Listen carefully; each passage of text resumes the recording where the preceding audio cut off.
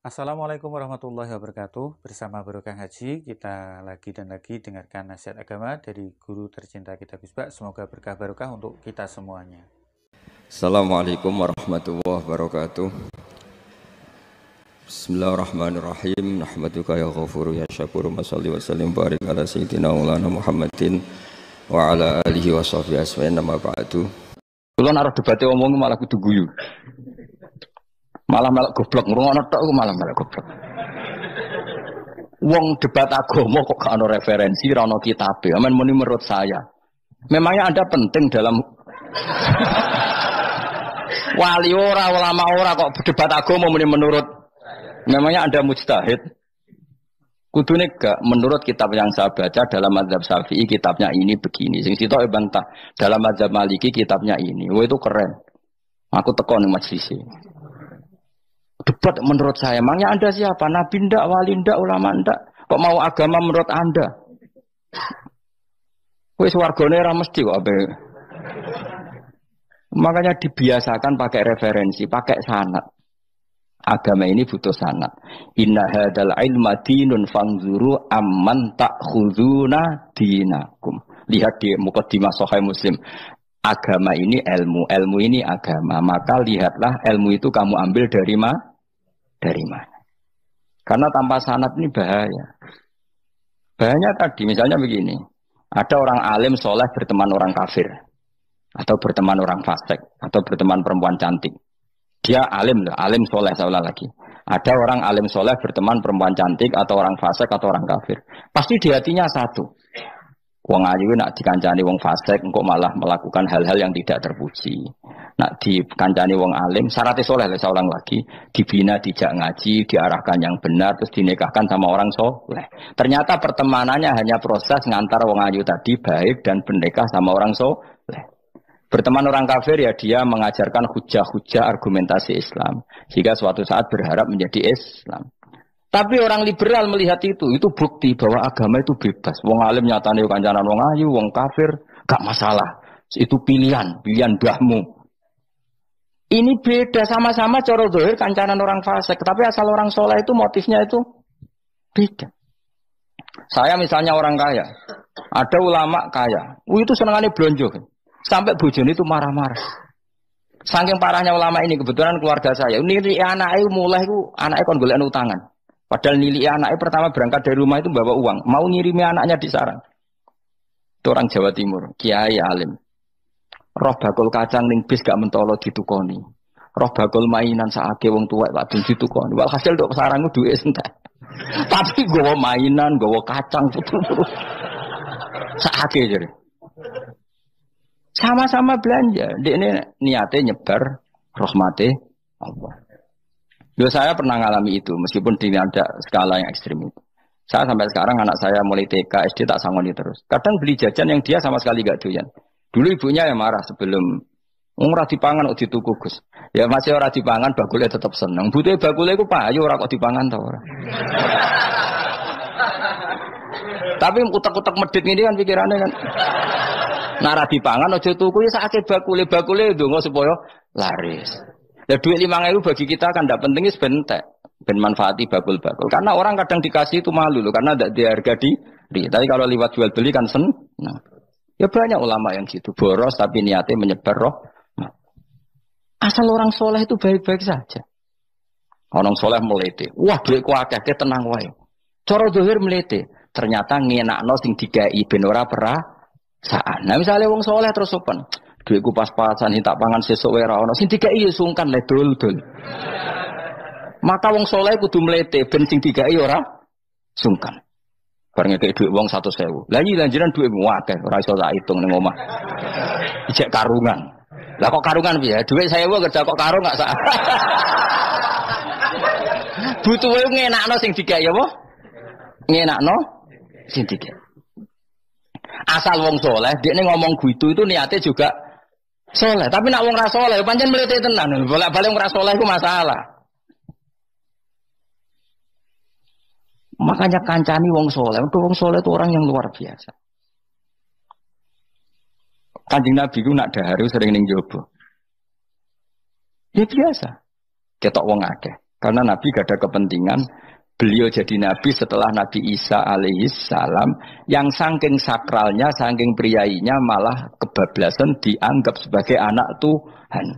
Maka Nabi ngetokno kemanusiaan ini. Bahkan kalau dahar itu sering di luar. Gue ngetokno nak Nabi itu dahar sebagai umumnya kayak apa orang soleh. Lho kula nate berusaha khusyuk iku meneng. Malah nyipi kuwi elek. Mergo aku ora meneng wae wibawa, nak meneng malah buyute wibawa. Akhire wong ra wani takok agama. Nak ana ora takok agama terus takok wong liya, takok rugi malah ra karu-karuan. Tapi baru kayak aku sering guyon gejlokan orang berani tanya. Baru kayak berani tanya, ilmu dikembalikan pada ahlinya. Jadi wong soleh ku ngomong terus yo barokah, saenake yo barokah, asal dekne soleh alim, barokah terus. Tapi nak wong ra soleh goblok ya mbok meneng ben wibawa. Nah ibadah jangan kepali terus akeh sing sowan innalillahi wa inna ilaihi rajiun. Aneh-aneh wae. Modus iki ngene wae. Lho iya, kaya kasus di Probolinggo, andai kan wong ra jubah niku ora ono sing percaya. Dia dipercaya karena modus apa? Kesalehan. Umpama dekne nganggo kathok seprapat terus papoh ning pasar, ayo aku bisa gadakan uang, percaya ta ora? Baru kayak jubahan ibu-ibu soleh. Maka sarana kesalehan ini kalau di mata orang nggak soleh, di tangan orang nggak soleh itu bahaya. Makanya kata ulama, kata Imam Haram, kena alim, murid pun biasa wae. Dia sampai kue terlalu khusyuk terus nak ngomong dindel, padahal keliru ngomongmu itu. Mereka anti bener kok sampai ini bener. Orang alim sepeda motor ya sampai dangan-dangan, sampai rokokan itu bener. Beda bebo khusyuk malah bahaya. Dikira ahlul ilmi jebule gloyor napa. Mengenai kenapa melete tak anggap pinter ini, menutupi apa? Pokoknya terus nodewi. Jadi itu ada aturannya. Pokoknya yang penting itu soleh alim. Makanya saya berkali-kali cerita, saya punya sanad sampai Sufyan bin Uyainah itu termasuk gurunya Imam Syafi'i. Ya gurunya Imam Syafi'i itu yang paling masyhur itu Muslim bin Khalid Az-Zanji ketika kecil. Beliau diajari sufi oleh Sufyan bin Uyainah. Kemudian ngaji hadis sama Imam Malik. Cuma di Indonesia yang terkenal beliau hanya muridnya siapa? Imam Malik. Sebenarnya dia ngaji lama itu malah sama Sufyan bin Uyainah. Sufyan bin Uyainah ini yang punya riwayat bahwa Nabi Isa dan Nabi Yahya pernah bertemu. Ketika bertemu di satu kampung, sing Nabi Isa tanya, "Aina sirarun nas?" Lalu rumahnya orang-orang fasik di mana? Sing Nabi Yahya selalu tanya, "Aina khiyarun nas?" Lalu rumahnya orang-orang baik di mana? Ini sama-sama Nabi dan sama-sama muda. Kita tahu Nabi Isa juga wa atainaul hukma napa? Sobia. Nabi Yahya Yahya khudil kitab bi quwwah wa atainaul hukma sobia. Nabi Yahya juga mulai cilik alim, Nabi Isa juga mulai cilik alim wa yukallimun nasa fil mahdi wa kahla. Ini sama-sama orang alim mulai kecil hanya dua itu, Yahya dan siapa? Isa. Itu sezaman. Saya ulang lagi sezaman. Sama-sama anaknya orang keren, Yahya bin Zakaria, anaknya Nabi. Isa bin Maryam adalah wali besar. Nasabnya. Akhirnya Nabi Isa yang mulai tanya, "Lima datas al aina khiyarun nas?" Kenapa kamu tanya rumahnya orang-orang baik di mana? Kata Nabi Yahya, kumpul orang soleh itu enak, nyaman. Ya kan nyaman kan kumpul orang soleh, tidak ada narkoba, tidak ada kegaduhan, tidak ada berisik. Terus gantian Nabi Yahya tanya, "Lima datas al aina sirarun nas?" Lalu kenapa Anda tanya di mana rumahnya orang-orang buruk? Terus kata Nabi Isa, "Anan Nabi, saya ini Nabi, biman zilatit tobib, ibarat dokter, udawil maroto. Maka saya mengobati yang sakit." Kalau Anda seorang dokter, nyari sampling penyakit, nyari di endemik daerah penyakit apa daerah sehat? Penyakit. Ya tapi kalau kamu takut ketularan, nyari daerah sehat apa daerah berpenyakit? Itu sama-sama mazhab dalam ilmu. Dulu itu ya biasa, perbedaan seperti itu biasa saja. Karena semuanya karena ilmu. Sekarang enggak, kubu sebelah yang ngotot, kubu sebelah ya dalile pokoknya. Mana ada ilmu dalile pokoknya? Pokoknya kunut itu gini, kalau enggak kunut gini. Memangnya Imam Syafi'i lahir tahun berapa? Kunut enggak kunut itu ada sebelum tahun 12 dan tahun 26. Gue eleng-eleng. Nah di vulgar roh jadi vulgar. Nah iku ra paham banget tenan. Maka orang-orang alim tahunya ya kunut dadak kunut itu al-khilaf baina madzhab Syafi'i wa madzhab Abi Hanifah. Sekarang tahu-tahu di zaman akhir jadi politik Tidak. Kayak misalnya begini, tak contohkan lagi perdebatan. Pakai peci putih. Gus Naji itu putranya Mbah Mun, meyakini pakai peci putih itu sunat sehingga santrinya pakai peci putih. Mbah saya Ki Hamid Pasuruan juga pakai peci putih. Santri Sedekiri semuanya pakai peci putih karena putih itu sunat ya sudah pakai peci putih. Tapi kalau Mbah Mun itu santrinya nggak boleh pakai peci putih, haram kata beliau. Kata beliau, "Jom kaji nih wong desa-desa nganti adol Tegal, adol sawah. Mbok saingi ketuli 5.000." Nglarakno atine wong dosa apa haram? Dosa, Mbah. Lah ya iku dosa, mulane haram. Sehingga takanya akan santri sarang semua. Enggak ada santrinya Mbah Mun pakai peci putih, kecuali yang sudah kaji. Karena pikiran beliau itu menyakiti orang katanya. Karena kajiannya adol Tegal disaingi 5.000. Tapi Mbah Mun sebagai orang alim yang membiarkan pondoknya Gus Naji pakai peci putih. Mbah Naji juga membiarkan ketika pondoknya Mbah Mun pakai hitam. Makanya saya keterusan peci itu. Saya itu sudah kaji, tapi karena saya mulai dulu nggak pernah pakai peci putih terus keterusan sampai sekarang. Tapi suatu saat aku yang ngagukan kan, entah kapan suatu saat. Jadi aku soal Nabi ya keturunan ireng, keterusan diharamno terus kebablasan ini. Itu logika ijtihad. Sama misalnya khasnya ulama itu pakai jubah, pakai apa? Ya sudah itu khasnya ulama. Terus kayak misalnya yang parkiran macak ngono. Alasannya anut ulama. Kira-kira menyinggung orang apa ndak kira-kira? Kowe kelakuan cek ra karuan jubah sunah Rasul terus kene parang kritis delok wong macem-macem jubah. Kacau gak? Elek-eleki nasab apa enggak? Boy orang itu mikir, jadi karena ada selalu masalah ijtihadiyah. Abdullah bin Mas'ud dulu itu kalau sholat itu nggak pernah pakai baju resmi, seringnya pakai sarung tok, kadang nggak pakai baju. Ketika ditanya, kamu ashabu Rasulillah, kenapa sholat dengan cara seperti itu? Terus beliau ngendikan, wong ben roh nak standar minimal sholat seperti ini. Kalau saya sholat selalu pakai pakaian sempurna, nanti dikira itu aturan fardu dan umat menjadi berat. Sampai seperti itu ulama menjaga konstitusi bahwa yang penting dalam sholat adalah satrul aurah. Zaman itu sudah sahabat dan tabiin karena Nabi sudah wafat itu sudah pakai pakaian lengkap. Tapi Abdul bin Mas'ud tiap sholat di masjid dia menunjukkan pakaian paling tidak lengkap. Jadi pernah beliau sholat itu hanya pakai sarung terus diikatkan di lehernya. Ketika ditanya, dulu kita dengan Nabi pernah sholat seperti ini. Akhirnya ulama menjadi tahu nak ngono sholat paling pokok itu nutupi mabena surah war rukbah. Andai kan tidak ada cerita Abdul bin Mas'ud mungkin dikira sholat syarat sahnya ya seperti itu. Maksudnya pakai jubah terus, pakai pakaian begitu terus. Barokahnya Abdul bin Mas'ud orang tahu standar minimal. Jadi kalau ulama itu motifnya seperti itu. Rasulullah kira-kira senang qiyamul lail apa enggak? Senang. Tapi beliau qiyamul lail di masjid hari keempat, hari kelima sudah tidak keluar ke masjid. Karena Nabi kalau selalu melakukan nanti dikira itu. Tapi kalau enggak melakukan nanti orang enggak qiyamul lail. Maka Nabi pernah melakukan ya pernah tidak. Ya sudah itu konstitusi dalam tradisi ulama. Jelas ya. Saya sholat di pondok saya sendiri sering jadi makmum. Karena semua kiai sudah jadi imam. Nanti dikira syarat sahnya imam itu kiai. Repot. Makanya saya tunjukkan kiai juga boleh jadi makmum. Andai kan semua kiai jadi makmum, saya nanti jadi imam. Ya semua ulama mulai dulu tradisinya gitu. Karena yang dikatakan fardu kifayah itu kalau sudah ada yang melakukan, yang lain tidak usah. Biar seimbang. Sekarang enggak ada geruduk kabeh. Makanya terus kacau. Coba sekarang misalnya gini. Andai kan semua orang melakukan kebenaran kesunatan, yaitu misalnya semuanya ambisi itikaf di masjid. Terus tidak ada orang melakukan kebenaran ngerumat yatim, ngerumat jenazah, ngerumat jalan-jalan raya. Kan kacau. Mergo semuanya satu variasi kebenaran itikaf di masjid. Yatim sedang do mati, mergo do itikaf kabeh. Tapi baru kayak ono sing itikaf ning perapatan, nek ono wong tiba iso nulung, nek ono wong kesasar iso tako. Baru kayak wong sing itikaf ning perapatan. Sayange tuh bidung-bidung barang ku sayange. Sajane niat itikaf ku sah. Nawaitul iktikaf linusratit thoriq. Niat ingsun itikaf nulungi dalan ben nek ana wong butuh.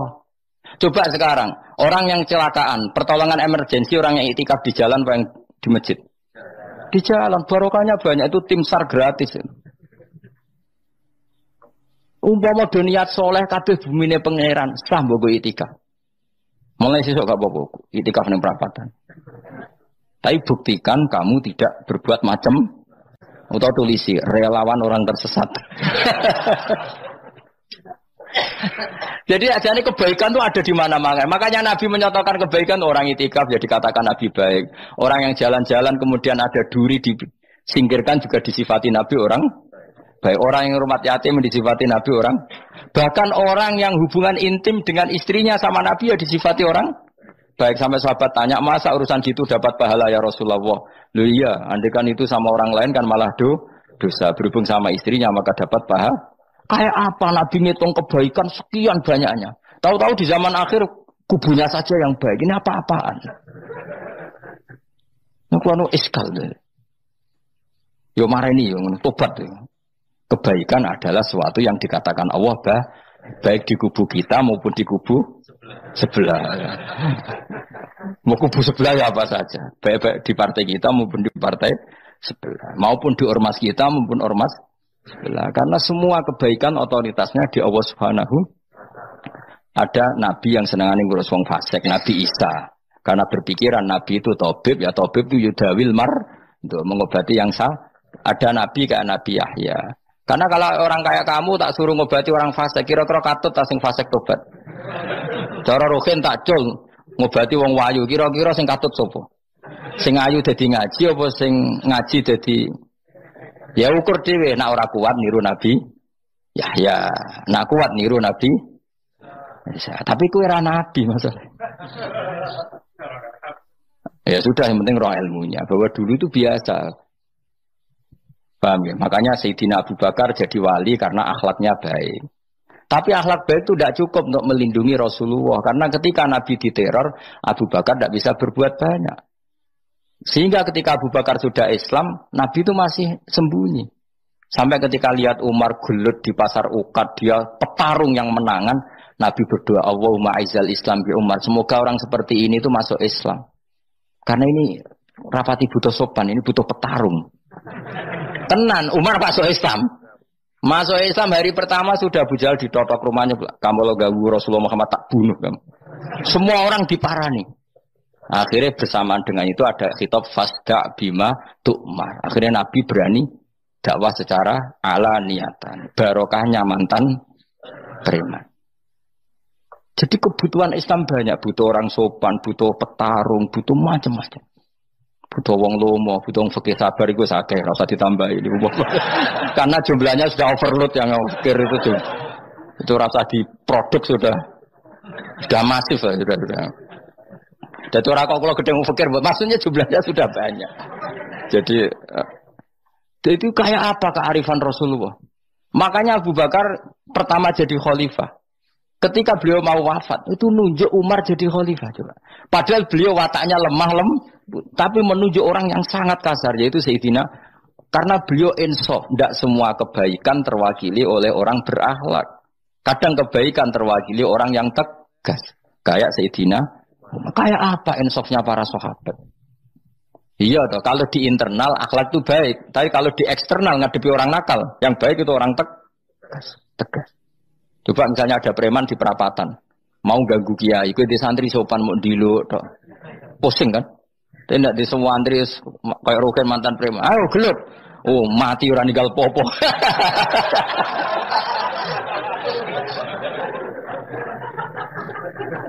Itu kan keren, apa? Keren. Makanya Abu Bakar ketika, lu ya, sama tahu kan hadisnya Umar. Setiap ada orang munafik macam-macam pamitnya sama Nabi, dani adrib pun izini Nabi tak biar coy. Ya setiap hari kegiatannya gitu terus. Tapi dulu orang itu insaf. Abu Bakar insaf, kelebihannya Umar di situ. Umar insaf, kelebihannya Abu Bakar di.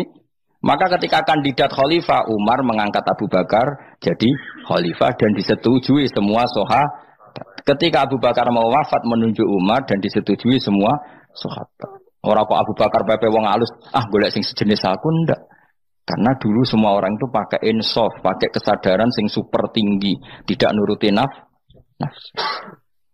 Loh saya andekan ada orang alim sekelas saya kok mau ganti tafsir Jalalain, ganti Gus Fikih yang mendesak fikih.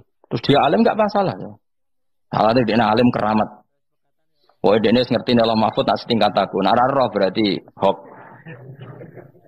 Karena dulu itu begitu, ulama dulu itu seperti itu. Biasa.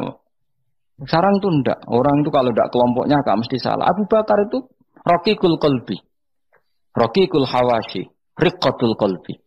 Tapi beliau justru menunjuk Sayyidina Umar. Karena dia tahu Islam itu musuhnya banyak. Butuh orang tegas. Umar juga tahu bahwa di internal Islam itu butuh Riqqatul Qalbi. Sehingga beliau hormat sama Abu Bakar. Tak pimpin aku. Wah, bubar kabeh. Tapi dari Abu Bakar, ning jobo aku tok wong mlete nek ora ono sehingga dua beliau saling melengkapi dan itu luar biasa. Nah khilafnya ulama kira-kira seperti itu. Yang peci putih ya silahkan gue iling-ilingan nak putih itu sunnat. Tapi sing ireng piye kaji desa itu disaingi kedua 5.000 gak terima aja. Yakin ya bos. Nah saya ini mulai kecil di sarang. Tapi mertua saya itu keluarga Pasuruan. Jadi saya ya, lucunya saya kalau ngajar di Pasuruan pakai peci hitam. Sebagian santri separuh pakai peci hitam menghormati saya. Sebagian pakai putih menghormati kiainya. Jadi jadi saya lihat ini ya sepanjang sejarah kalau saya ngajar itu jadi warna-warni itu karena ngasih. Saya kaget tuh kok banyak yang pakai peci hitam. Menghormati jenengan yang putih masih banyak-banyak separuhan. Ya enggak ada yang merencanakan, ya alami saja. Nah, sampean bener di putih apa hitam? Putih apa hitam? Bebas. Karena tadi ini masalah apa istihad. Pun kalau terus nang. Soalnya sementing wow iman itu apa sesuatu yang absolut. Maka kita andaikan Allah tidak bikin surga neraka pun kita tetap sebagaimana kita mengatakan 1 tambah 1 2 dapat hadiah apa tidak dapat hadiah ya tetap mengatakan 2 1 tambah 1 pasti 2. Saya pernah dicium sama orang miskin yang akut miskin betul. Itu tak ajarin Anda ini lebih hebat ketimbang orang-orang kaya. Misalnya gini, misalnya ada komunitas rektor atau kiai besar. Saya ini kata orang banyak termasuk kiai besar. Mungkin kalau pinjam uang itu karena mau beli mobil, aksesoris mobil, karena kita kiai tok atau rektor atau orang-orang tok. Kalau sesama orang miskin itu pinjem-pinjemannya itu urusan beras, itu urusan nyawa. Keren mana? Nyelamatkan nyawa sama aksesoris mobil. Nyawa. Jadi pahala kamu pasti lebih besar itu. Itu senangnya jadi orang miskin terus keterusan sampai sekarang. Oh itu, lo coba kalau menteri sama menteri, rektor sama rektor, kira-kira pinjamannya apa Pak Arso? Kan kalau mau beli mobil atau mau umroh VIP, pokoknya yang keren-keren. Kalau orang miskin pinjam karena apa? Makan kan, beras kan. Makanya kalau yang sedang miskin monggo lah, kalau ingin teruskan. Maksud saya Islam tuh seenak itu, Islam tuh segampang itu. Sudahlah yang sedang miskin ya keren. Karena sekali sosial itu urusannya apa? Nyawa.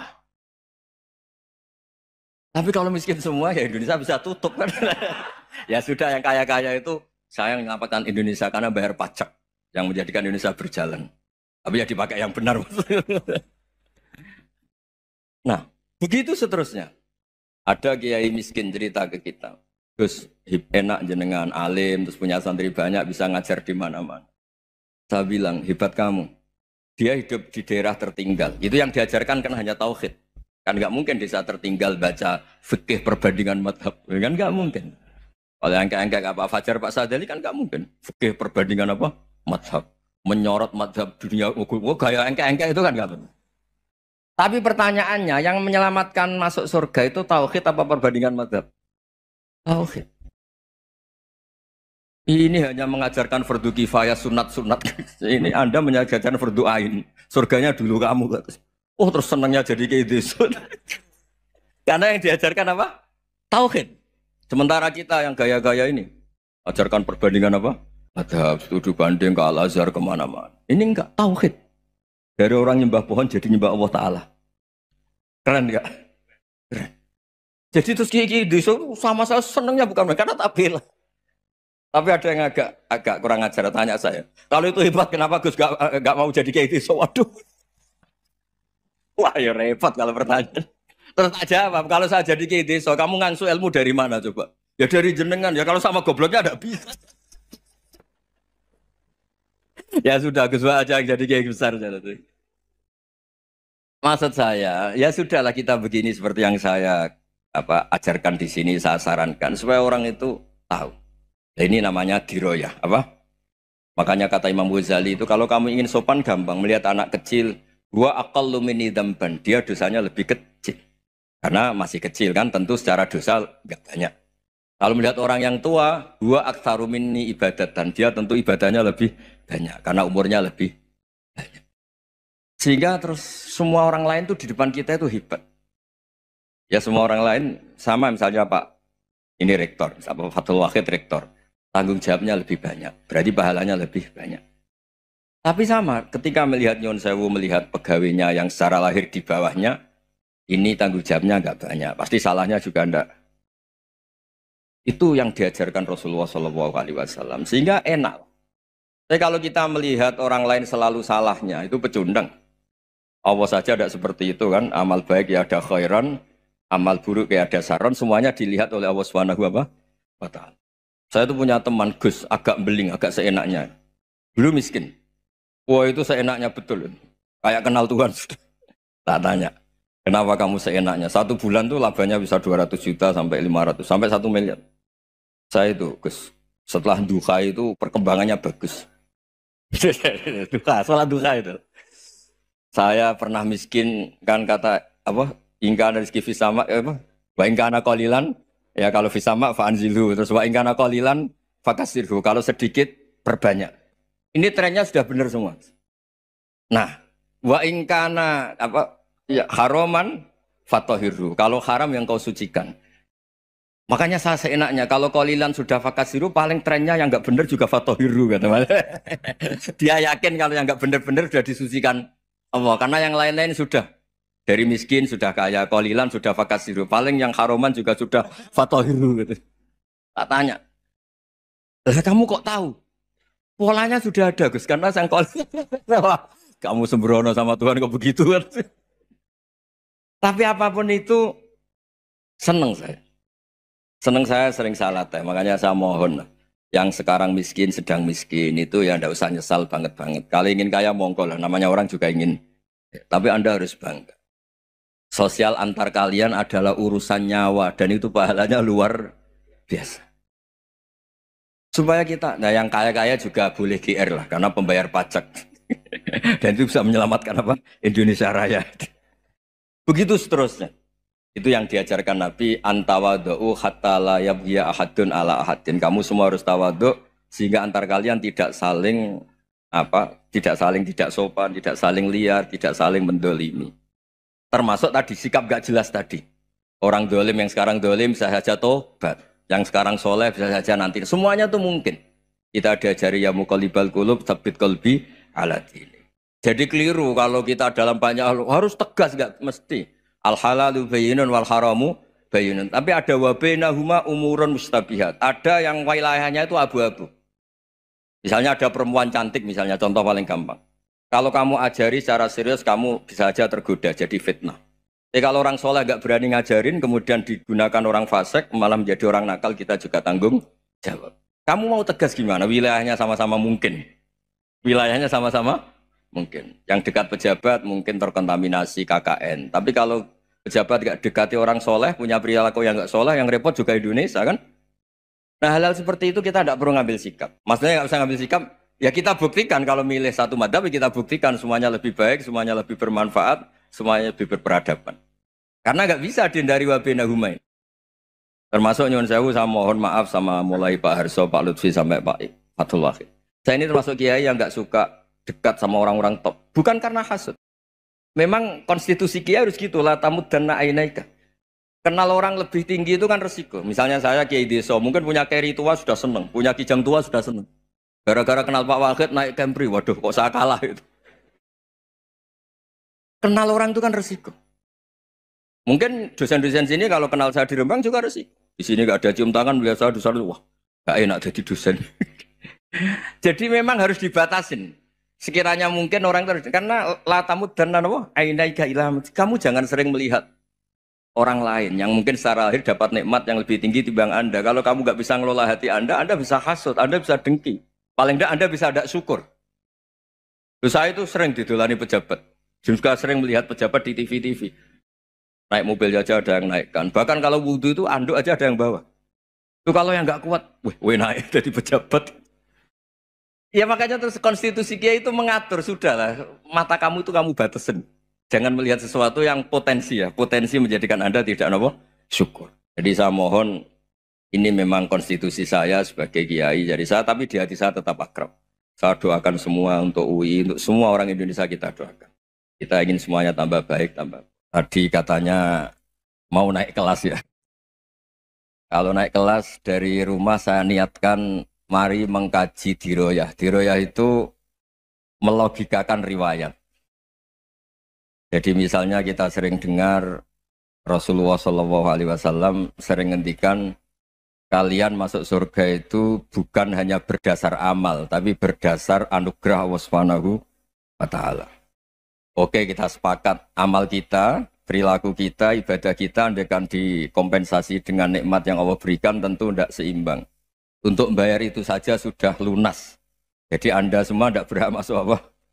Surga. Sehingga di beberapa riwayat dijelaskan ada orang yang 500 tahun ibadah, nggak pernah maksiat. Ditanya sama Allah, kamu masuk surga karena apa? Karena ibadah saya ya Allah. Ya sudah, surga kamu 500 tahun saja karena ibadah kamu 500 tahun. Ini cerita umur-umur orang dulu.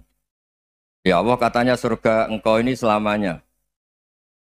Ya kalau yang selamanya itu rahmatku. Kalau amal kamu terbatas ya surganya sesuai amal kamu ya terbatas. Ya sudah ya Allah, berarti masuk saya surga saya ini karena fadl engkau, karena anugerah engkau. Itu namanya apa? Diroyah. Diroyah itu satu kajian analisis di mana kita percaya riwayat, tapi kemudian punya logika, punya diroyah. Ini penting supaya tauhid kita ini kuat. Jadi dulu ada orang yang sangat cerdas, namanya Jubair bin Mut'im.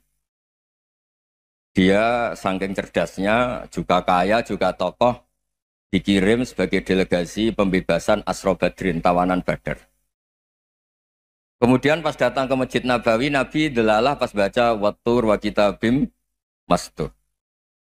Sampai pada titik Nabi baca Am khuliku min ghairi syai'in am humul khaliqun. Apakah penciptaan yang sedemikian canggih itu dimulai tanpa perwujudan, tanpa sesuatu yang real, yang maujud?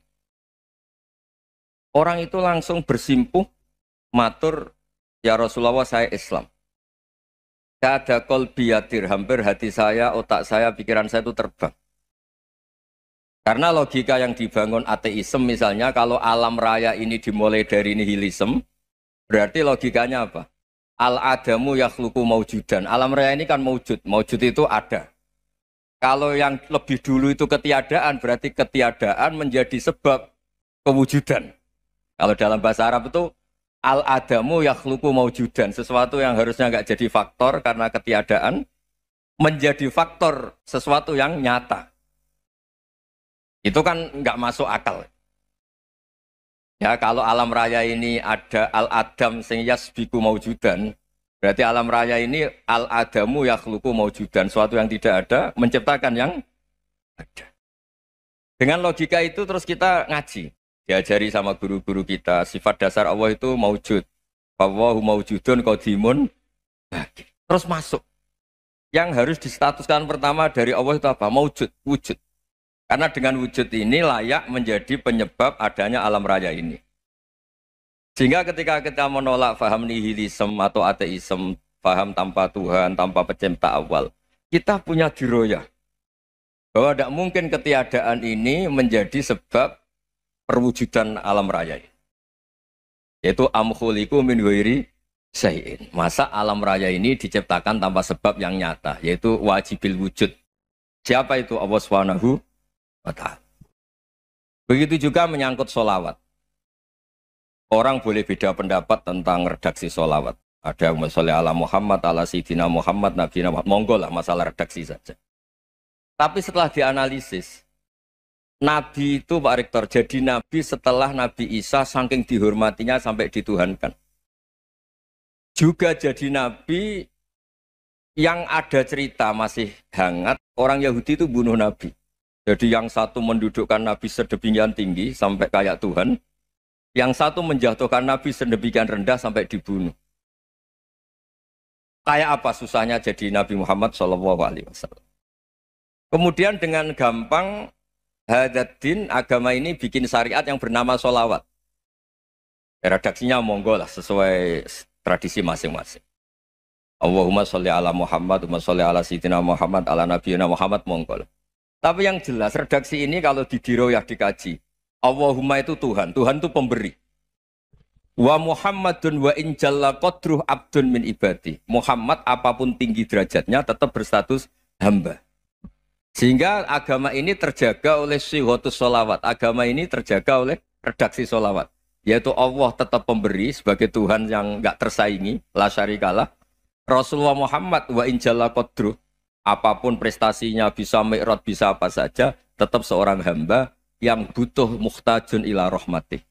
Jika redaksi Allahumma sholli ala Muhammad ini mengukuhkan yang Tuhan tetap Tuhan, hamba pilihan tetap hamba pilihan. Tentu dengan redaksi ini kemudian kita mendudukkan Nabi benar-benar posisi terhormat. Yaitu orang yang paling berhak dapat askat tahiyat, mendapat penghormatan Allah paling tinggi, yaitu Rasulullah Muhammad SAW. Dan itu diulang-ulang oleh Allah. Subhanalladzi asra bi abdi. Status hamba ini diulang-ulang. Lagi-lagi ini bernama diroyah. Bernama apa? Contoh ketiga misalnya fihi ayatum bayinatum maqamu Ibrahim. Dulu orang Yahudi itu ada diskusi masif. Syaratnya Nabi itu mbah-mbahnya harus Nabi. Harus keturunan Nabi. Kemudian semua Nabi rata-rata di Palestina, di Syam. Lalu Muhammadnya asal-usulnya dari mana? Tahu-tahu orang Arab kok Nabi. Padahal orang Arab itu dulu jahiliyah. Walhasil terus diceritakan bukti Muhammad ini turunan Ibrahim adalah ada jejak kaki Nabi Ibrahim di dekat apa? Ka'bah. Fihi ayatum bayinatum maqamu Ibrahim. Kalau Nabi Ibrahim pernah di Mekah, artinya beliau pernah meninggalkan turunan yang di Mekah. Yaitu bernama Nabi Muhammadun sallallahu alaihi wasallam. Itu disebut fihi ayatum bayinatum maqamu Ibrahim. Nah itu namanya diroyah. Diroyah itu satu perilaku keseharian kita beragama, kemudian tahu logikanya. Yang keempat misalnya, mangkana yu'minu billahi wal yaumil akhir fal yukrim apa? Jaro. Orang yang iman karena Allah dan Rasul, maka memuliakan tetangganya. Andaikan pakai hukum sosial, tentu kalau tetangga kita baik, kita baik. Kalau kurang baik, kok kurang penggawean kan gitu. Tapi dulu itu pernah ada seorang ulama itu dibully ya, dikerjain sama anak muda tetangganya. Pak Kiai datang ke rumah saya. Orang ini datang. Kemudian setelah di rumahnya, saya tidak jadi butuh sama Pak Kiai, silahkan pulang. Itu Kiainya senyum menikmati. Dan itu terulang 3 kali. Dibully seperti itu, dikerjain terulang 3 kali. Lalu tetap Kiainya tuh asik, seneng sekali. Lama-lama pun dia ini tanya, kenapa engkau tidak tersinggung? Padahal saya kerjain sampai 3 kali. Tak undang, terus tak suruh pulang. Tak undang, tak suruh pulang. Kata Kiai tadi, yang memerintahkan baik sama tetangga itu Allah. Jadi saya nikmati ketika bisa baik sama Anda. Tidak ada urusannya dengan perilaku Anda yang menolak saya. Nah itu terus kita tahu, memang motifnya kita baik sama tetangga karena iman sama Allah dan Rasul, bukan hukum kompensasi sosial. Jadi kalau mau diteruskan Pak Rektor, saya ngajar di sini ya karena perintah Allah itu orang alim harus ngajar, bukan karena perintah Rektor. Kalau diteruskan. Ya saya mohon juga gitu para dosen, para karyawan di sini kalau nggak khianat dengan UI itu karena takut sama Allah, jangan takut sama rektor. Kalau Anda baik juga karena Allah, jangan baik karena apa? Rektor. Bagaimanapun ya semua kita ini makhluk. Makhluk itu la yadurru wa la yanfa. Begitu juga melihat Indonesia. Melihat saya ini kan ikut di UI itu lama sekali ikut sama Profesor Zeni dari Profesor Zeni nulis tafsir. Mungkin Pak Hersoyo tahu banyak, dulu Pak Lutfi ya tahu banyak. Tapi saya memang nggak pernah terbuka karena ya memang nggak ingin sebenarnya. Kondisi ini kondisi darurat. Sehingga saya tahu cara berpikir Profesor Zaini, ya tahu komitmen beliau pada UI. Dan pendiri UI memang ya banyak yang dari tokoh NU, Muhammadiyah, dari tokoh-tokoh ormas yang lain memang didirikan banyak orang. Hingga UI memang nggak milik ormas apa tertentu. dari satu sisi memang baik, nggak dikuasai ormas tertentu. Tapi nanti kalau keterusan ya nggak berbentuk. Ya sudahlah dikelola saja. Sambil-sambil jelas, sambil-sambil kadang nggak jelas. Yang penting ikhlas tadi. Karena kalau terlalu asobia itu jadi repot. Kita ini yang nekuni fikih itu tahu. Kalau tidak kuno itu madhabnya Hanafi. Kuno itu madhabnya Syafi'i. Tahu-tahu seakan-akan Imam Syafi'i itu NU, Imam Abu Hanifah itu Muhammadiyah. Padahal ini orang-orang yang sebelum NU dan apa? Muhammadiyah. Jadi kalau kita yang nekuni ilmu itu biasa saja dengan perbedaan. Tapi kalau orang-orang yang nggak siap dengan perbedaan itu sampai Allah disifati Ta'ala itu tidak terima. Padahal Ta'ala itu maknanya Maha Luhur, yang Maha Agung. Jadi ada seorang kiai kebetulan pidato pertama Pak Rektor. Assalamualaikum warahmatullahi ta'ala wabarakatuh. Di mubalik kedua ini nggak terima karena itu dianggap bid'ah ada Ta'ala. Hanya dia bilang Assalamualaikum warahmatullahi ta'ala wabarakatuh. Itu saking asobiahnya itu Allah ditambahi Ta'ala itu tidak terima. Padahal Ta'ala itu maknanya Maha Agung. Nah itu kan jadi repot kalau asobia gitu. Kalau kita ngadepi perbedaan itu biasa saja. Karena kita mungkin bacanya banyak, lihat hal-hal seperti itu ya. Berkohnya nggak jelas itu menjadi orang tuh bijak. Ini sekarang nakal, jangan-jangan nanti jadi orang baik. Yang sekarang baik, jangan-jangan suatu saat jadi tidak baik. Semua orang introspeksi. Nggak ada jaminan kalau kita sekarang baik akan baik terus. Nggak ada jaminan kalau kita sekarang buruk akan buruk terus. Sehingga terus banyak kiai-kiai bijak itu memang lahirnya nggak tegas, tapi nggak tegas itu yang menjadikan bijak, karena sama-sama mungkin. Itu yang disebut laisa laka minal amri syai'un aw yatuba alihi mau yu'adzibum, itu tidak wilayah kamu. Ketika Allah mengomentari orang munafik juga wa yu'adzibal munafiqina insya'a aw yatub. Bisa saja ada yang disiksa, bisa saja ada yang dikasih tobat. Karena pola yang kita analisis itu semuanya menurut kita, bukan menurut kemaslahatan orang apa. Saya punya sekian contoh cerita. Orang yang sowan kiai baik-baik, mungkin bawa gula atau salam damla, tidak tahu lah. Itu tidak mesti jadi wali. Tapi kali Joko yang kenal Sunan Bonang, itu kenalnya itu karena ingin begal. malah jadi wali. Tapi tidak usah dicoba. Umar itu nyari Nabi itu mau dibunuh. Tapi malah tobat jadi orang baik. Jadi ini penting ngaji ya, supaya tidak tegas itu, tidak jelas itu kadang baik. Nah termasuk saya juga termasuk dia yang milih tidak jelas. Saya sering gojlok gini, Fajar Hadili ini murid-murid saya sering saya gojlok. Kalau semua sistem pendidikan kayak kampus, kayak UII, kayak UIN semuanya, itu sistem yang bagus karena tertib, jam kuliahnya jelas, mata kuliahnya jelas. Kalau di pesantren itu Pak Arso itu nggak tertib, tapi justru itu enak ketemu di jalan orang berani tanya. Nah ini kalau mbak-mbak misalnya menstruasi, mau belajar haid nunggu semester berapa baru tahu. Itu bisa sekian tahun nggak sholat karena nunggu pelajarannya baru diterangkan. Mau haji juga gitu, nunggu mata pelajaran haji. Kalau nggak jamnya, nggak mau dosennya ngajarin. Ya, kalau kiai kan nggak ketemu di jalan tanya, dijawab. Jam berapa juga dijawab. Artinya Indonesia itu berkah, ada sistem kampus yang tertib. Ya semoga termasuk tertib gajinya. Tapi tertib gajinya itu juga sebenarnya rugi. Saya sering ada pegawai negeri Gus, tolong doain saja di PNS enak jadi. Gajinya tetap. Kata saya nggak mau kalau gaji saya tetap. Kok bisa Gus enak tiap bulan mesti dapat gaji. Kalau tetap nggak naik-naik kata saya. Kalau kiai gajinya nggak tetap, tapi di atas yang tetap kata saya. Artinya Indonesia itu berkah. Kalau semuanya pakai sistem pendidikan setertib ini, orang mau tanya haid ya nunggu pelajaran haid. Bab haji ya nunggu pelajaran haji. Tapi kalau ketemu kiai itu enggak. Ya semuanya, saya pernah di pasar, Gus mau tanya. Tanya apa? Anak saya keluar darah terus gini-gini. Padahal biasanya haid hanya 7 hari gini-gini.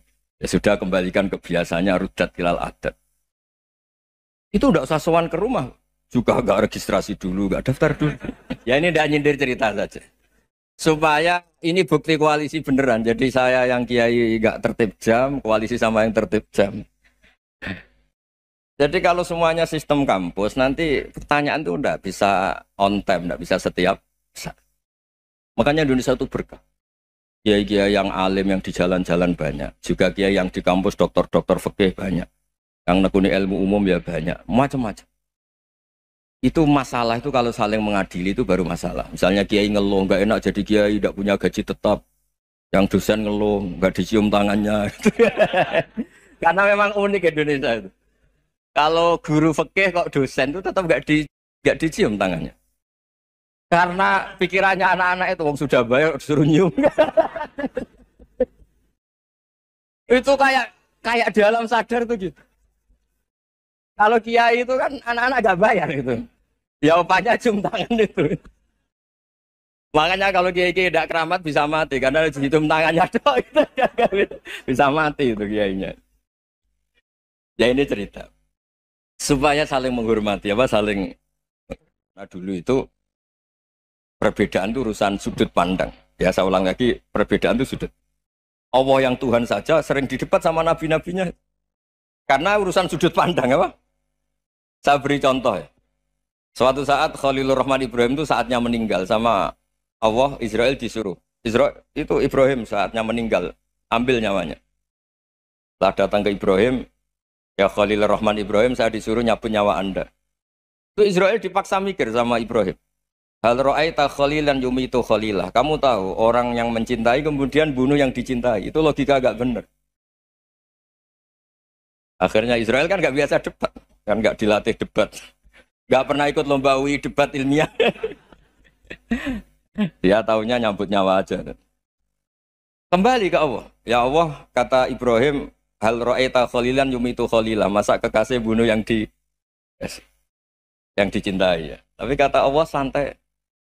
Bilang ke Ibrahim, hal ra'aita habiban yakrahu ayyalqa habibah. Masa katanya dia cinta saya, kemudian ketemu saya tidak berani. Israel mater lagi. Logikanya gini, Ibrahim, masa yang dicintai sama yang ketemu yang dicintai nggak berani? Ya udah ketemu aja. Katanya yang meninggal itu. Artinya kamu bisa saja GR tidak mati-mati karena merasa dicintai, atau ingin mati karena mencintai. Nah maksud saya hal-hal seperti ini orang UI pasti gak jelas. Katanya cinta Allah suruh mati ya nggak mau. Nggak jelas kan? Dibilang nggak cinta juga nggak mau. Tapi dibilang cinta kalau ukurannya mati juga nggak mau. Nah, tapi dalam banyak hal nggak jelas itu penting Pak Rektor. Penting sekali. Buatan Buyan, saya beri contoh sekian ilmiah, nggak jelas itu penting. Rasulullah Shallallahu Alaihi Wasallam itu dalam banyak hal itu disuruh Allah, memang disuruh supaya ngambil sikap seperti itu. Karena Allah itu punya otoritas penuh untuk bikin orang itu baik atau tidak baik. Wahsy itu yang membunuh Sayyid Hamzah, orang paling dicintai Nabi di antara yang dicintai Nabi. Qatalahu Wahsyun, dibunuh oleh Wahsy. Nabi secara basarnya itu nggak suka sama Wahsy. Sampai cara lahir ya ingin corong Jawa ingin masuk nol. Tapi apa kata Allah? Laisa laka minal amri syai'un aw yatuba alaihim aw yu'adzibah. Itu tidak wilayah kamu Muhammad. Malah Wahsy dikasih tobat sama Allah. Khalid bin Walid. Itu perang Uhud kalah itu karena ide brilian Khalid bin Walid. Pas itu masih panglima kafir.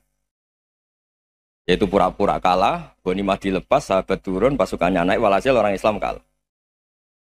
Khalid bin Walid akhirnya juga masuk Islam. Orang yang secara basariah Nabi itu enggak siap. Kebalikannya juga ada. Sa'labah itu orang sampai gelar hamamatul masjid. Ini pas ngaji mesti ingat. Salam. Dia di masjid terus. Setiap habis salam tuh lari. Karena istrinya nyuwun sewu masih berpakaian yang tidak pantas. Kenapa engkau terburu-buru pulang? Pakaian yang dipakai istri saya sekarang saya pakai. Ya pakaian sarung itu kayak Pak Rektor kan fleksibel. Ini khusus mau Ramadan. Tidak akan sarungan terus. Gak usah khawatir. Jadi ini tadi sudah perjanjian. Saya yang kiai celananan, beliau yang rektor pakai sarung. Jadi, iya. Supaya itu barter madhab. Tapi hanya sekali ini aja, bukan. Jadi jangan diharapkan ini jadi tontonan terus-menerus. Dan ini barter madhab. Saya sama Profesor Kores juga sering gitu. Saya pakai sarung yang dihadiahi beliau pakai sarung yang dihadiahi saya. Memang itu tradisi Islam. Tahadau tahabu, kamu saling memberi hadiah maka kamu saling mencintai, bukan riswah, bukan riswah. Walhasil terus Sa'labah ini mbok saya didoakan Nabi supaya saya kaya, supaya tidak sering ganti-ganti pakaian seperti ini sama istri saya. Jangan-jangan kamu miskin itu lebih baik. Ngotot minta didoakan. Didoain Nabi kaya terus lama-lama ninggal sholat, ninggal jamaah. Itu Allah belum tersinggung. Yang mulai awal tersinggung itu kan saya sering fatwa di mana-mana, sering memberi saran. Mumpung kamu miskin itu sering sedekah, karena kalau sudah kaya itu tidak bisa. Saya memberi analogi gini. Kalau saya masih santri miskin, punya uang 100.000, diminta guru saya 50 tak kasihkan, padahal itu 50%. Punya 2 kambing kurus, diminta guru saya 1 pasti tak kasihkan, padahal itu 50%. Jadi kalau punya sapi Brahman atau sapi limusin yang harganya itu 100 juta, punya 2, diminta 1 boleh enggak? Enggak boleh. Saya punya motor butut 2, diminta teman saya 1 boleh, tapi kalau Davidson Harley itu enggak boleh itu. Nah, walhasil itu kalau kita miskin, misalnya kita zaman kuliah atau zaman mondok atau zaman apa saja, punya uang 100.000, nartik temannya sampai 50.000 kan biasa. Tapi setelah 1 miliar, berani enggak kamu kasihkan 500 juta? Sama-sama 50%. Enggak kan? Nah salah apa gitu, ketika zakat masih per 40 kambing 1 kambing, itu sebenarnya kan masih ringan. 41, 82. Kambingnya itu sudah mabenal jabalen. Barang dihitung zakat karena sudah ribuan, jumlahnya sampai 400 kambing. Banyak lah pokoknya. Terus kata Salabah, ini pemerasan. Karena jumlahnya besar. Allah tersinggung karena nabinya dianggap narik zakat itu dianggap khorot, dianggap pemeras. Allah tersinggung kemudian fa'aqobahum nifakon fi qulubihim ila yaumil. Dia ditegur munafik. Semenjak itu terus tadi kembali gak jelas tadi. Jadi kalau makanya itu pakar-pakar akhlak ya, pakar-pakar etika peradaban. Itu tertampar betul ketika Nabi urusan ilmu itu mengabaikan itu kalau sudah urusan ilmu. Misalnya begini, ada urusan ilmu, ada mbak-mbak cantik atau ibu-ibu cantik. Itu dalam Islam itu diajarkan jangan sopan-sopan banget. Kata Nabi, karena kekuatan ilmu itu di atas kekuatan akhlak, di atas kekuatan adab. Ya nisa an-nabi lastunna ka ahadim minan nisa. Ini taqaitunna fala takhdu'na bil qaul. Fa yatma alladhi fi qalbihi maradun. Misalnya ada mbak-mbak cantik, menarik, kemudian sopan misalnya sama Pak Fajarin sama dosen-dosen. Monggo binara. Wah itu bahaya pikirannya kemana-mana. Orang yang imannya pas-pasan, wih berarti mau. Maksud saya kalau cantik, menarik, ketemu di jalan, biarin aja dosennya. Mau kemana, biarin aja. Gak usah dihormatin. Kalau dihormatin, Pak mau kemana sadarian mau bisa bahaya. Nah, biarin aja. Kalau tanya, Dek ini alamatnya mana? Cari sendiri Pak. Karena hanya dengan cara itu, si Pak dosen ini gak kepikiran. Gak ada orang suka, orang kedus itu gak akan. Tinggal sudah cantik, sopan. Wah bisa pikirannya macam-macam. Itu ilmu. Fala takhdu'na bil qaul. Kamu jangan terlalu lirih kalau ngomong. Fayat ma'alladzi fi qalbi maradun. Orang yang pikirannya masih kotor pasti berpikir yang negatif. Anda mungkin demi sopan sama dosen Anda. Tapi sejauh mana dosen Anda juga berpikir positif. Itu kan uji iman sama uji nyali. Nah, sama pejabat yang sopan sama kiai mungkin punya Alphard, punya Robicon, punya terus bawa uang banyak. Terus sama kiai cium tangan hormat. Jangan-jangan kiainya yang pikirannya macam-macam. Ini berarti bisa jadi muhibbin potensial misalnya. Nah, saya ini termasuk kiai yang pengagum ilmu. Sehingga saya sama orang yang medit, yang kikir sama saya itu saya senangnya bukan main. Kenapa? Karena kalau orang medit itu gak berhak. Kalau orang lomo 1 juta minta surga. 2 juta ya minta apa? Surga. Gus, salam template. 200.000 aja kadang minta surga. Tapi kalau yang kikir-kikir ya sudah salaman tok sudah. Gak minta apa-apa. Kan dia tahu diri. Gak bayar kok minta. Maksud saya Islam itu luas. Dinikmati saja Pak. Dinikmati saja. Nah itu diroya. Maksudnya itu diroya. Diroya itu kamu tahu aturan Islam itu kamu harus yakin khairihi wa syarrihi minallah. Semua itu ujian. Tapi kemudian dikaji. Makanya saya ini termasuk pengagum Imam Syafi'i. Imam Syafi'i itu dikasih tahu. Ada orang yang di depan engkau cium tangan hormat. Itu di luar ngomong-ngomong. Ngata-ngatain Anda. Imam Syafi'i tertawa-tawa sewenang. Loh, ada ini dikata-katain di luar kok. Kok tidak kamu anggap munafik malah tertawa. Berarti saya wibawa. Di depan saya nggak berani. Dianggap enteng saja. Dibilangin, sebagian orang kampung sini nggak suka sama engkau. Baguslah, tidak akan pinjam uang sama saya. Di mana-mana orang pinjam minta tolong itu karena seneng. Kalau benci kan enggak. Intinya dianggap enteng saja. Yang terjadi di dunia itu semuanya dianggap enteng saja. Man asa ilaika faqat atlakoka. Yang berburuk sama kamu itu membebaskan kamu. Coba kalau akrab, titip. Ya misalnya akrab sama Pak Fajar. Bilangkan ke Pak Rektor, sangkat atau jadi guru tetap atau apa kan ribet. Kalau tidak cocok kan nggak minta apa-apa. Makanya hati-hati Pak Rektor sama yang akrab-akrab itu. Itu dulu saya juga nggak paham. Di antara wasiat Bapak yang sering diulang-ulang tuh itu. Suatu saat kamu jadi kiai, ngelola orang nggak seneng tuh gampang. Sudah, situ orang lain. Tapi kalau ngelola orang orang seneng tuh repot. Mintanya aneh-aneh. 100.000 aja minta surga. Hanya teman tenis saja minta naik jabatan. Intinya itu ya sudahlah dikelola. Yang seneng ya berkah, mungkin teman berjuang, teman diskusi. Yang nggak seneng ya berkah, karena ini tidak minta macam-macam, tidak seneng. Nah itu namanya diroya. Diroya itu satu kajian keilmuan yang menjadikan kita ini nyaman dengan riwayat-riwayat, panduan-panduan dari Rasulullah Shallallahu Alaihi Wasallam kayak tadi. Kenapa sih tentang baik sama tetangga, baik sama tamu? Hitung-hitungannya itu mangkana yu'minu billahi wal yaumil akhir. Ya, ngoten mawon. Assalamualaikum warahmatullahi wabarakatuh. Jadi sabar itu satu keharusan dan itu perintah Allah baik sebelum boleh kita maupun setelah boleh kita. Ya setelah kita kan harus nyabari orang munafik, podo Islamis yang bulet-bulet itu. Jadi saya ngajit itu gue sholat. Nabi menangi masjid itu masjid diror. Jadi kalau kiai disik menangi jenenge masjid itu tiga apa? Lagi tiga kegiatan penggalangan masa macam-macam. Artinya kan kita tetap nopo sabar. Disik jenenge ngaji gula ilmu, saya gula hiburan. Jadi istisna illal musallin itu bukan sekedar orang jelek-jelek ini kemudian yang baik itu hanya musallin itu enggak.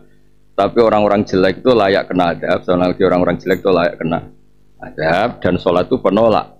Ada, mana Mbak Mun sering ngendikan, malah wong kudu dispion. Spion itu kan mikir belakang karena dia apa itu memonitor yang di. Lah kue ini orang tahu mikir belakang. Kayak urip. Jadi hati-hati nomati Nabi minangka mushaf mereka. Lho kue kabar apal Quran 30 juz kan tetap apal kulhu. Berarti ada mushaf yang di hati kamu. Terus yang ora apal kabeh lah, nak bangsa fangki huma atau balaku menanisa masna wa sulasa berubah. Apal kan? Apal tetep. Terus sing tukang nganggur tapi didonga akeh, duwe wa may tawakkal ala Allah bahwa pasdu. Apa senjatane wong nganggur kan tawakal. Misalnya gini, kowe diutang akeh, terus mbok sahur, terus istighfar kula nate ngel-ngel wong mukmin. Tak utangi setahun, tujuan mau apa? Enggak, biar dilupakan salah kamu. Lu wong lalekno salah kan jelek. Jadi kamu seakan-akan baik-baik saja tanpa masa.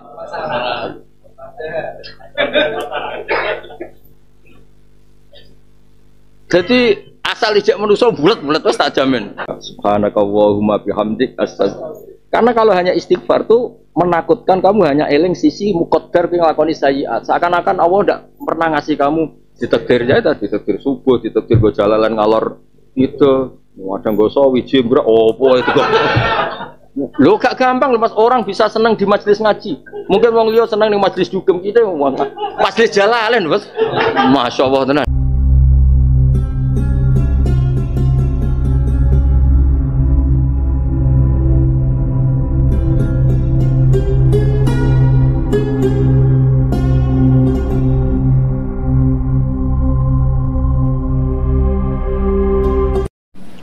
Bismillahirrahmanirrahim. Assalamualaikum warahmatullahi wabarakatuh. Jumpa lagi dengan saya di Ngaji Gus Baha 82. Semoga kita semua dalam lindungan Allah Subhanahu wa Ta'ala. Kali ini guru kita tercinta, beliau akan menyajikan ngaji beliau yang berjudul Sholat Penolak Adab. Tonton videonya hingga selesai biar kita mendapatkan barokah ilmu dari guru kita tercinta, Kiai Haji Bahauddin Nur Salim. Mari kita simak bersama kita ngaji Gus Baha. Assalamualaikum warahmatullahi wabarakatuh. Mriki diterangkan dados salat itu bukan sekedar apa wajib, tapi juga penghilang adab, penghilang adab. Dzukira lana anna Daniel na'ata ummata Muhammadin sallallahu alaihi wasallam. Terus Nabi Daniel, jadi Daniel itu nama nabi. Ya nabi ini Bani Israel, orang nabi Bojonegoro.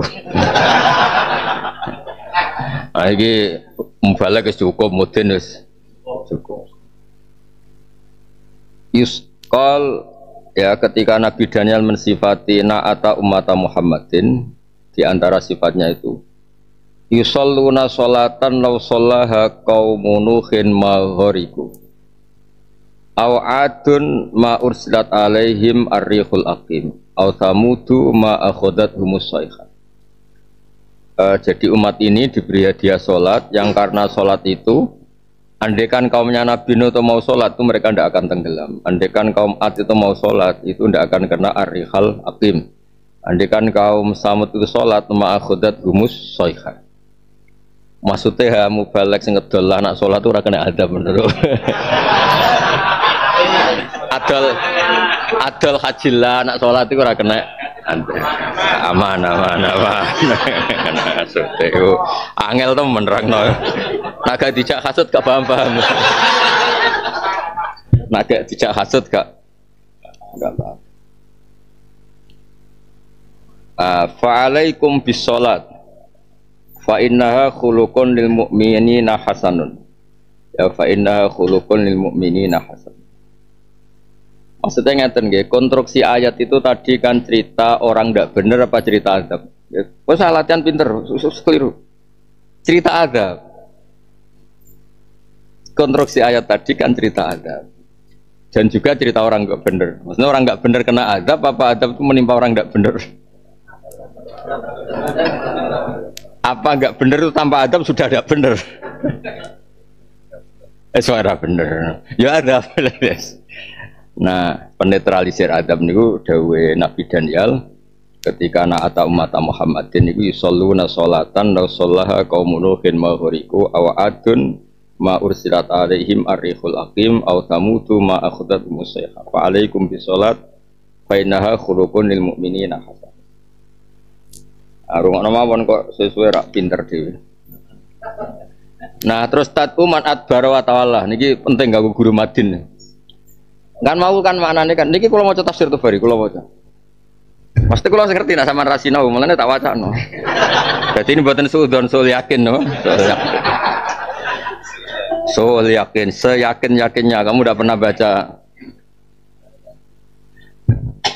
ya, neraka tadi sifatnya itu menyenangkan sekali. Sifat neraka itu menyenangkan karena hanya manggil orang tad'u man adbara wa tawalla. Hanya memanggil orang yang kafir, yang tawalla anil haq. Kita kan Guru Madin, Kartanu, Kartu Muhammadiyah, Kartu beberapa ormas napa? Islam. Mubalek. Ustad. Nah, tenggene tafsir Tabari diterangkan laisalaha sultanun illa ala man satruse kafara wa tawalla. Wa adbara anillah. Kene kan gak tahu mengo sangka Allah. Malah gue jalalan ngalor ngidul. Nah, fa amma man amana billah wa rasuli fali salaha ali sultan. Jadi neraka tidak pernah dikasih kekuasaan untuk orang yang iman. Jadi kartu Madin ya, intensif Madin kok kabupaten. Ya, iku gowo ning akhirat iku gowo. Karena itu alasan neraka tidak berhak. Ya, iku narik kita wis gak berhak. Hafid, harus beres Mas. Ya, mubalek. TL apa nih pergaya ibu apa? Oh di Mukarome.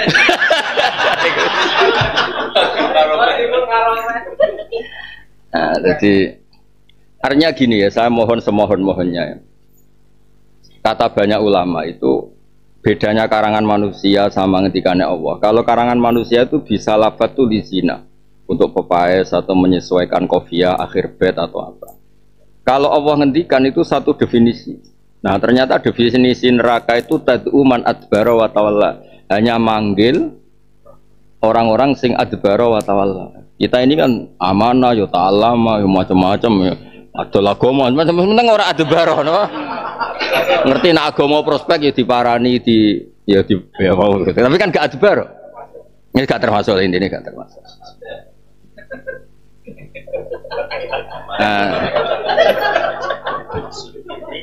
Ya jelas ya. Jadi laisalaha sultanun illa ala hawaniman kafaro wa tawalla wa adbaro anillah. Nah kemudian yang ini bahasa vulgar yang keliru dari beberapa tafsir itu kata Imam Tobari. Setiap bilang fasbir sobron jamila itu kok terus dianggap itu dinasah ayat kita bahwa sabar itu awal Islam itu Nabi disuruh sabar, kemudian sudah ada disuruh sabar lagi ketika dibolehkan kita. Ini juga dikritik ya, disalah-salahkan sama Imam Tobari. Dan itu saya setuju Imam Tobari karena saya baca di beberapa kitab yang kredibel yang memang detail. Ya misalnya ini fasbir sobron jamila. Ya Nabi disuruh apa? Sabar. Dan beberapa kitab bilang kalau al-amru bis-sabri itu mansukhun bi ayatis saf atau bi ayatil.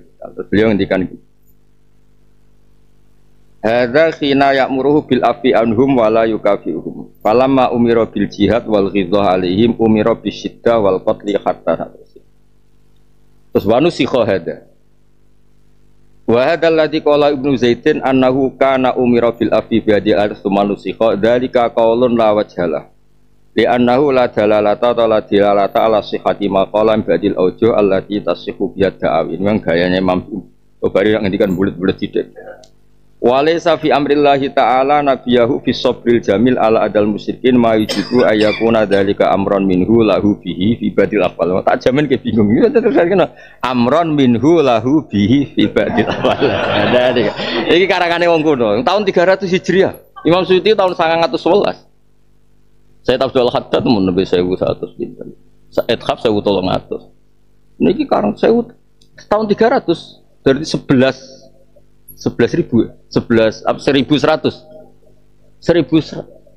urung ana NU urung ana Muhammadiyah urung ana kabeh urung 1100 ya atas beliau ngendikan balkana dzalika amron minallahi lahu bihi fi kulil ahwal maksudnya amron minallah lahu maring nabi bihi lan sabar mau angel temen ngoten sisi tok amron perintah minhu lahu bi minhu lahu bi amron perintah minhu sanging Allah lahu maring nabi bihi kelan sabar iku bahasa Arab amron minhu lahu bihi lho iki kitab kuno amron minhu lahu bihi sing ngrungokno minda ya balkana dzalika amron minallahi lahu bihi fi kullil ahwal fi kullil ahwal li'annahu sallallahu alaihi wasallam lam yazal min ladun ba'athahu wa ila an ikhtaramahu fi adzan minhum wa huwa fi kulli dzalika sabirun ala ma yalqa minhum min adzan qabla ya'dana wa lahu bi kharbihim wa ba'da idznillahu bi dzalik. Jadi sabar itu satu keharusan dan itu perintah Allah baik sebelum boleh kita maupun setelah boleh kita. Ya setelah kita kan harus nyabari orang munafik, podo Islami yang bulet-bulet itu. Jadi saya ngajit itu gue sholat, Nabi menangi masjid itu masjid diror. Jadi kalau kiai-kiai disek menangi jenis masjid itu tiga apa? Lagi tiga kegiatan penggalangan masa macam-macam. Artinya kan kita tetap nopo sabar. Disek jenis ngaji gula ilmu, saya gula hiburan. Sampai orang wisata religi. Lah iku kan yo kudu sabar ngadepi umat sing. Dadi ora perlu manso, perintah sabar ora usah. Fi kulil ahwal, napa? Fi kulil ahwal. Kadang sabar ya. Nak pas rukun jolak-jolak blonjo yo sabar. Ora bangkrut leren wis. Ya jadi ini kitab tafsir Tobari. Kalau setuju ya. Jadi problem kita sebagai mufassir itu kadang tadi baca kitab satu itu masalah. Ya jadi istisna illal musallin itu bukan sekedar orang jelek-jelek ini kemudian yang baik itu hanya musallin itu enggak. Tapi orang-orang jelek itu layak kena adab, soalnya orang-orang jelek itu layak kena adab dan sholat itu penolak adab. Jadi bukan sekedar merubah dari status toleh menjadi soleh, orang buruk menjadi baik, tapi status yastahiqul adab menjadi yastahiqul maghfirah. Jadi sholat. Nah makanya Yusalluna sholatan law shallaha qaumun nuhin maghriku aw adun ma ursilat alaihim mursalatu. Adun ya adin ya kaum adin ya adin. Tapi adun wae lah. Aw samutu ma akhadatu musyaikha fa alaikum bisolat fa innaha khuluqun lil mu'minina hasan. Jadi tatuman adbara wa ta'ala itu jelas. Kan gak mungkin neraka, weh guru Madin masuk neraka kan ora lucu to. Berarti neraka ora terpelajar itu. Lu jelas kan aturan neraka, makanya saya bilang Allah itu kalau ngendikan tuh detail dan Allah mendefinisikan neraka, jong kowe neraka. Tugas iku gantoli wong sing adbara wa tawalla. Iki sing mulang aqaid khamsin. Ojo mbok gantoli ngawur ngono mesti ngono. Dong nggih. Wis mulang aqaid khamsin terbatas normal untuk intensif.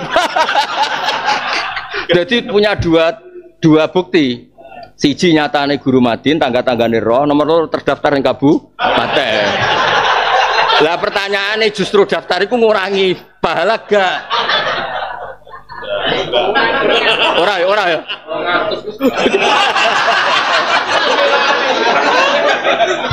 Gak ya. Umur 200 piro? Gak ya. Gak. Mosok 200 ndadekno neraka ya.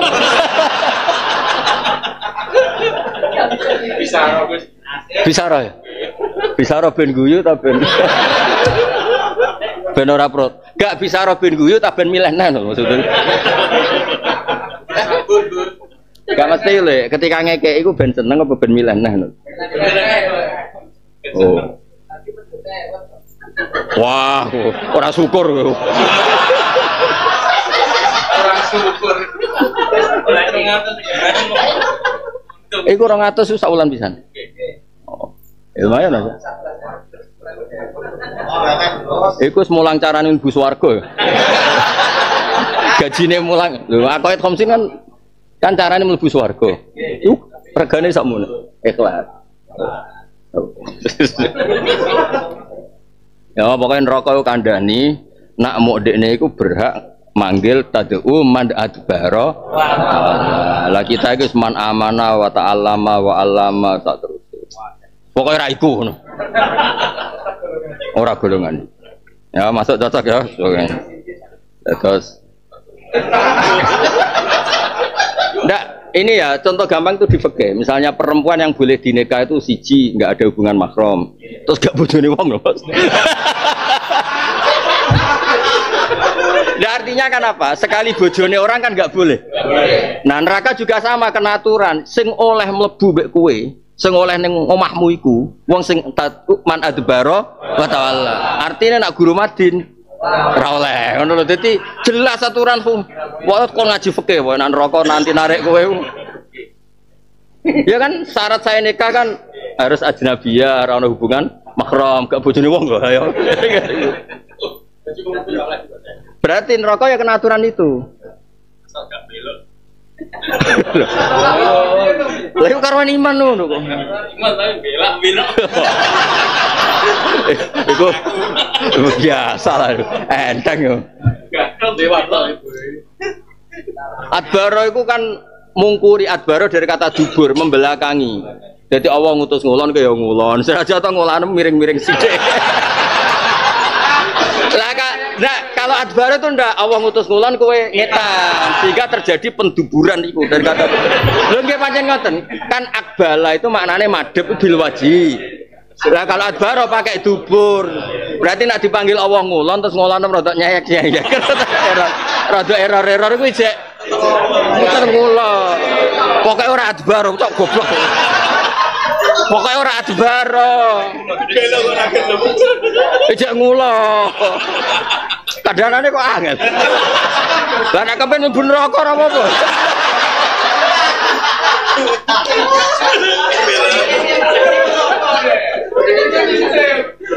ya kan adbara kan dari kata dubur membelakangi. Kalau nanti mau coba kitab Madatul Lugha, tapi juga yo. Aku wong pinter tenan, babiku lho. Boleh duit pinter kowe. Boleh babon ra kasil yo pinter kowe. Sing ra kasil lho. Adbara itu sesuatu yang dipertimbangkan unsur belakangnya. Makanya adbara itu kan memperlihatkan duburnya, anduburin. Makanya orang pemikir itu bahasa Arabnya pemikir itu tadbir, karena orang yang memikir akibat. Anduburin itu sesuatu yang akibatnya kamu pikir. Ane Mbah Mun sering ngendikan, mulane wong kudu dispion. Spion itu kan mikir belakang karena dia apa itu memonitor yang di. Lah kowe ini ora tau mikir belakang.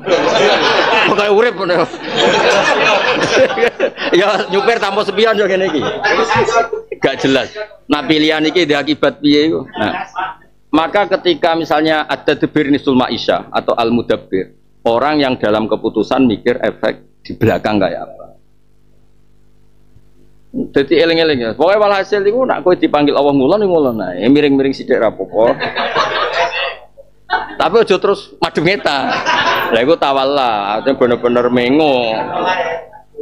Paham nggih? Nah iki manuver sithik tapi maksudnya tetap ngulon. Yo ngitmai NU tapi yo entuk, ngitmai Islam tapi yo entuk, ngitmai Ka'bah tapi yo entuk. Pokoke nyayang-nyayang iku. Dong nggih. Tapi ya tetap ngulon. Misalnya gaya yayasan yatim piatu ya untuk ono mobil inventaris numpak yatim tak mengurusi. Ya tapi kan tetap ngurmati cah yatim kan. Tapi ya untuk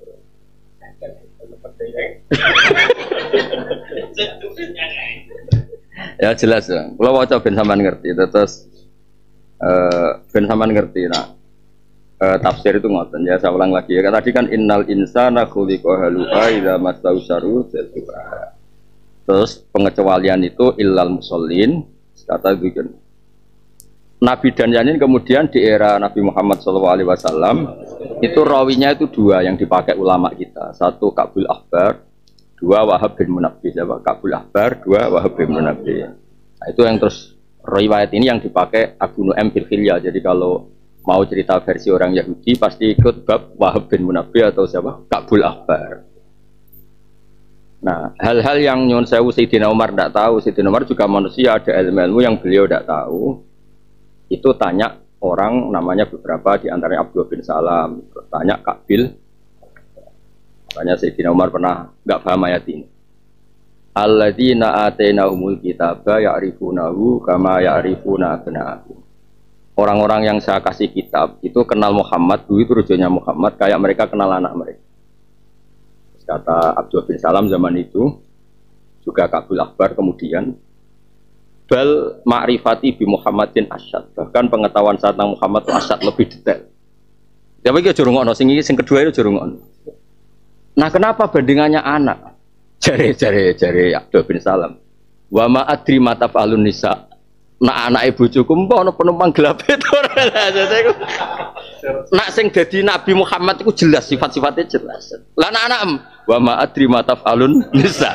Gak bakas bojomu cerita. Penumpangnya itu gelap tawar. Langsung paham. Kowe nak dijak elek kok, Pak. Nah, loh ya kandhane kok malah ngajak suudon. Angel kandhane ngomong kok. Nah, dan terus akhirnya kan ini cerita otoritasnya ahli kitab. Makanya saya tadi bilang, ya ahli kitab itu penting selain Yahudi Nasrani juga siapapun yang terpelajar. Nah, terus cerita Ka'bul Ahbar kula nate teng Masjid Umar. Ka'bul Ahbar niku mantan orang Yahudi, kemudian dia Islamnya itu paling terlambat. Dulu kan yang Islam awal kan golongannya Abdullah bin Salam. Nah, bukti kalau orang terpelajar penting, Allah nate iktafa itu nganggap cukup kesaksiannya wong ahli kitab. Ini ku qul kafa billah syahidan baini wa bainakum wa man indahu ilmu minal kitab. Itu hampir semua rawi nafsiri Abdullah bin Salam. Nah, di era modern Ka'bul Ahbar itu menangi Nabi, tapi orang iman. Dianggap datanya orang lengkap. Jadi mulai kunani kunung Yahudi bolet. Kalau Nabi dia ini mau didatang itu, walida bi Makkah, wa hijratuhu bil Madinah, wa sultanuhu bisam itu enggak ada. Nabi berakhir wafat di Madinah, enggak ada sultanul Islam bisam. Ka'bul Ahbar adalah Muammar dikasih umur panjang, adalah menangi nyun sewu cara lahirnya cerita. Muawiyah itu ngalahno pertarungan mbek wong Irak. Sayyidina Ali nang Kufah nang Irak, Muawiyah tunggu di Syam. Singkat cerita cara lahir Sayyidina Muawiyah menang terus bikin pemerintahan di Syam. Disebut Wasultanuhu Syam.